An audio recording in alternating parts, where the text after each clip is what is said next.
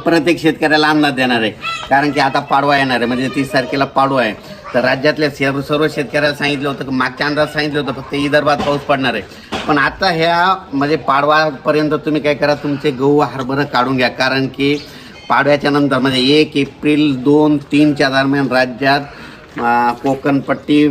कोकणपट्टी, पश्चिम महाराष्ट्र, उत्तर महाराष्ट्र, मराठवाड्या या भागामध्ये पावसाची शक्यता आहे. म्हणून हा अंदाज पूर्वकल्पना म्हणून देतं, कारण की शेतकऱ्याचे कांदे काढणं चालू आहे, काही जणांचे हळद काढणं चालू आहे, काही जणांचे हरभरे काढणे चालू आहे, काही जणांचे ज्वारी काढणे चालू आहे.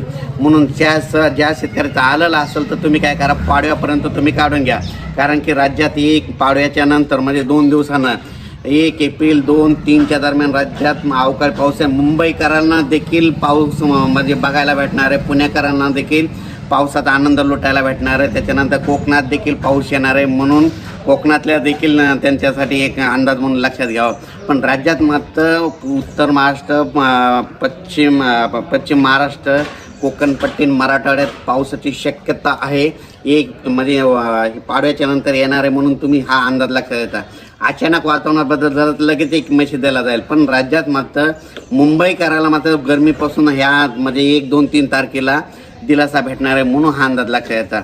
अचानक वातावरणात बदल झाला तर परत आणखीन एक मेसेज देणार आहे. पण राज्यात मात्र बरेचसे वीट भट्टीवाले आहेत, पुन्हा कांदावाले आहेत, कांदा काढणं चालू आहे, हळद काढणं चालू आहे. त्या सर्वांना परत सांगतो की तुम्ही काय करा, 30 तारखेपर्यंत तुम्ही कांदे काढून झाकून ठेवा, कारण की राज्यात मध्ये 4 विभागामध्ये अवकाळी पावसाची शक्यता आहे, म्हणून अंदाज लक्षात घ्यावा.